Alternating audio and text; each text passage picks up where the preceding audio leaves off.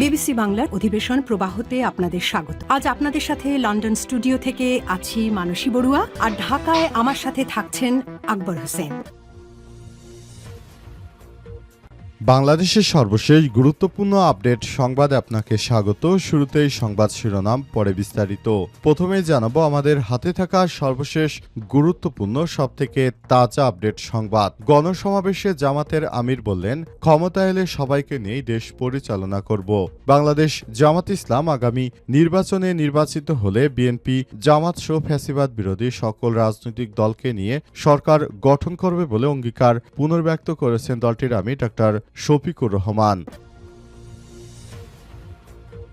এরপর জানাবো পাবনায় নির্বাচনী প্রচারণায় জামাতের হামলা পরিকল্পিত অভিযোগ বিএনপি। অপরদিকে জামাত অভিযোগ করছে বিএনপি নেতারাই প্রথমে হামলা চালিয়েছে। এই ঘটনায় পাল্টাপাল্টি তুমুল বিতর্ক চলছে। বিষয় গুরুত্বপূর্ণ সংবাদ জানাবো, সঙ্গেই থাকুন। এদিকে টঙ্গীতে আমবায়নের মধ্য দিয়ে 5 দিনব্যাপী জোর ইজতেমা শুরু হয়েছে।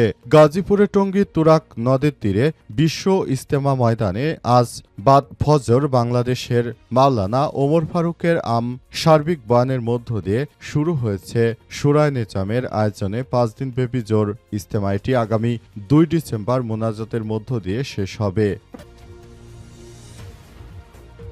জানাবো তফসিল ঘোষণার আগেই পদত্যাগ করবেন উপদেষ্টা আসিফ মাহমুদ সজীব ভূঁইয়া। স্থানীয় সরকার পল্লী উন্নয়ন সমবায় উপদেষ্টা আসিফ মাহমুদ সজীব ভূঁইয়া জানিয়েছেন, জাতীয় নির্বাচনে তফসিল ঘোষণার আগেই তিনি উপদেষ্টার পদ থেকে পদত্যাগ করবেন। এবং সর্বশেষ জানাবো, কেউ ভোট কিনতে আসলে তার দিকে জুতা মারার আহ্বান ভিপি সাদিক কায়েমের। ডাকসুর ভিপি সাদিক কায়েম জানিয়েছেন, আগামী নির্বাচনে কেউ যদি আপনাদের কাছে ভোট কেনার জন্য আসে তাদের মুখের দিকে জুতো ফিকে মারতে হবে, কারণ কারো ভোট বিক্রির জন্য এত আন্দোলন সংগ্রাম হয়নি। পুরো ভোট বিক্রির যদি প্রক্রিয়া আপনারা শুরু করেন তাহলে সে বিষয়টি আমাদের জন্য অনেক খারাপ হয়ে দাঁড়াবে। তাই বলবো, যদি আপনাদের কাছে কেউ ভোট কিনতে আসে আপনারা পুরোপুরি তাদেরকে না করে দেবেন। প্রিয় দর্শক, এতক্ষণ শুনছিলেন সংবাদ শিরোনাম, এবারে বিস্তারিত। তবে তার আগে বন্ধুরা অনুরোধ থাকবে, এই সংবাদটিতে একটি লাইক দিন। এই চ্যানেলে আপনি নতুন হয়ে থাকলে আমাদের সংবাদটি দেখতে দেখতে চ্যানেলটি সাবস্ক্রাইব করে রাখুন। কমেন্ট করে বন্ধুরা আপনার মূল্যবান মতামত জানিয়ে দিন আপনি বিশ্বের কোন দেশ থেকে বা বাংলাদেশের কোন স্থান থেকে আমাদের সংবাদটি দেখছেন এবং শুনছেন। আর বন্ধুরা, সংবাদটি আপনার সোশ্যাল মিডিয়া ফেসবুকে শেয়ার করে বন্ধুদেরও দেখার সুযোগ করে দিন। গাজা যুদ্ধে আপনি যদি নিরীহ ফিলিস্তিনিদের ভালোবেসে থাকেন, কমেন্টে ইয়েস লিখে বিশ্ববাসীকে জানিয়ে দিন। এবারে বিস্তারিত। গণসমাবেশে জামাতের আমির বললেন, ক্ষমতা এলে সবাইকে নিয়ে দেশ পরিচালনা করব। বাংলাদেশ জামাত ইসলামের আমির ডক্টর শফিকুর রহমান বলেছেন, আগামী নির্বাচনে নির্বাচিত হলে বিএনপি সহ ফ্যাসিবাদ বিরোধী সকল রাজনৈতিক দলকে নিয়ে আমরা সরকার গঠন করব বলে অঙ্গীকার ব্যক্ত করেছেন দলটির আমির ডক্টর শফিকুর রহমান। তিনি বলেন, ইনশাআল্লাহ আমরা বিভক্ত জাতি আর দেখতে চাই না। জাতিকে যারা বিভক্ত করে তারা জাতির দুশ্মন। একই সঙ্গে তিনি দাবি করেছেন, জনগণের সম্পদ চুরি এবং দুর্নীতির মতো অভিজ্ঞতা আর দলের নেই। শুক্রবার রাজধানীর ভাসানটেক এলাকায় জামাত ইসলামী ঢাকা 17 আসন আয়োজিত এক যুব ছাত্র এবং নাগরিক সমাবেশে প্রধান অতিথির বক্তব্যে তিনি এসব কথা বলেছেন। পুরনো ফর্মুলা আর নতুন বাংলাদেশ চলবে না উল্লেখ করে তিনি বলেছেন, আর বস্তাপচা দুর্নীতিমুক্ত কার্যক্রম এই বাংলাদেশে চলতে দেওয়া হবে না। বাংলাদেশটাকে দেশের জনগণের হাতেই তাদের দায়িত্ব বুঝে দিতে হবে। জনগণ চায় সেভাবে দেশ ও সমাজ পরিচালিত হবে।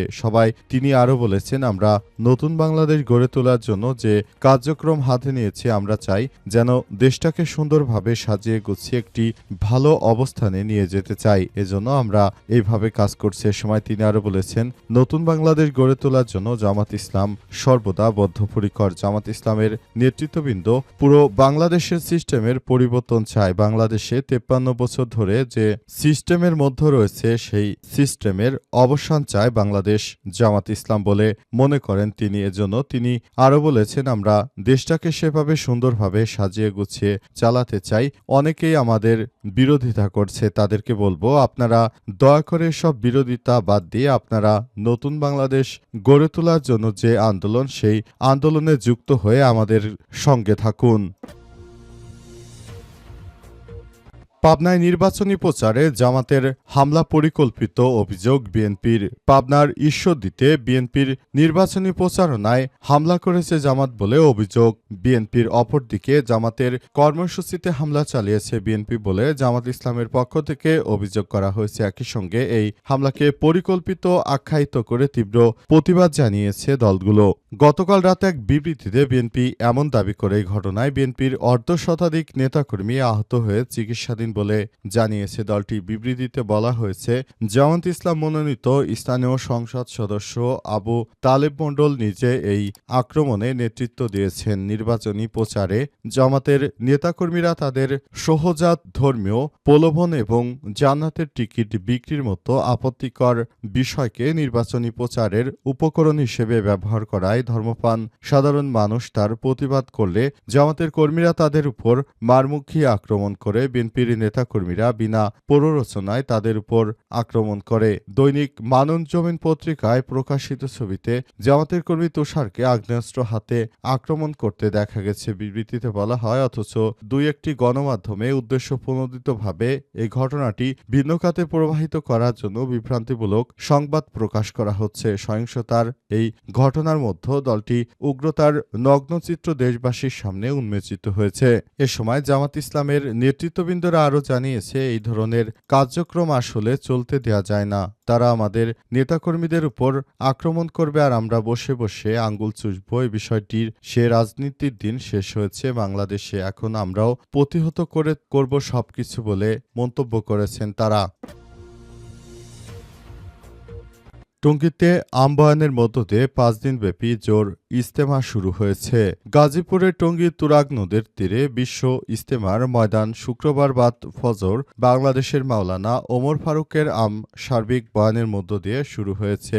নেজামের আয়োজনে 5 দিনব্যাপী জোর ইজতেমা এটি আগামী 2 ডিসেম্বর মুনাজাতের মধ্য দিয়ে শেষ হবে। বিশ্ব ইজতেমার 40 দিন পর্বে মূলত জোর ইজতেমা অনুষ্ঠিত হয়ে থাকে। কেবল 3 চিল্লাধারী বা তনুধ্ব সময় লাগানো দেশ বিদেশে চিল্লাধারী মুসলিমরা অংশগ্রহণ করেছেন।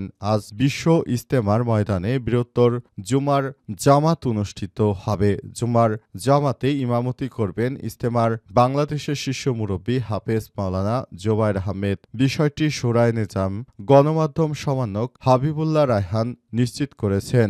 তবে এবার ইজতেমা নির্বাচনের পরেই শুরু হচ্ছে এমনটা জানা শোনা গেলেও অবশেষে দেখা যাচ্ছে আসলে ইজতেমা আগেভাগেই শুরু হয়ে যেতে পারে। কারণ 40 দিন আগে এটি যেহেতু শুরু হয়েছে, তাহলে মূল পর্ব মূলত আগামী 40 দিন, তার মানে নির্বাচনের আগেই এই ইজতেমা শুরু হয়ে যেতে পারে এমনটা ধারণা করা হচ্ছে। সরকারের কথাকে উপেক্ষা করে তারা ইজতেমা পালন করছে, যেটা খুবই অন্যায় একটি বিষয় হয়ে দাঁড়িয়েছে।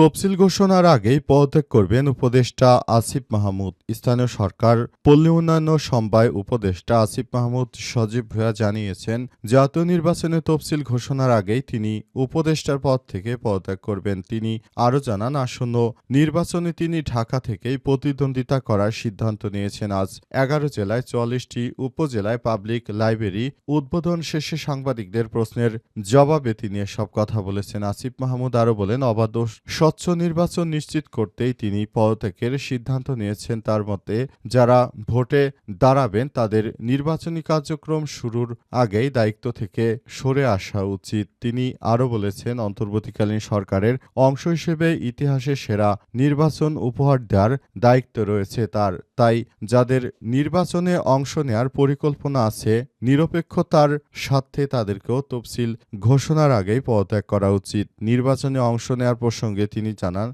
ভোটে দাঁড়ানোর সিদ্ধান্ত নিলেও কোন আসন থেকে হয়ে দলের হয়ে লড়বেন তা এখনও ঠিক করেননি। তবে পরিকল্পনা রয়েছে ঢাকা থেকে স্বতন্ত্র প্রার্থী হিসেবে প্রতিদ্বন্দ্বিতা করবেন উপদেষ্টা আসিফ মাহমুদ সজীব ভূঁইয়া। এ কারণে তিনি সরকারে থেকে তার দায়িত্ব পালন করবেন বলে জানা গিয়েছিল। তবে অবশেষে তিনি পদত্যাগ করবেন বিষয়টি নিশ্চিত করেছেন।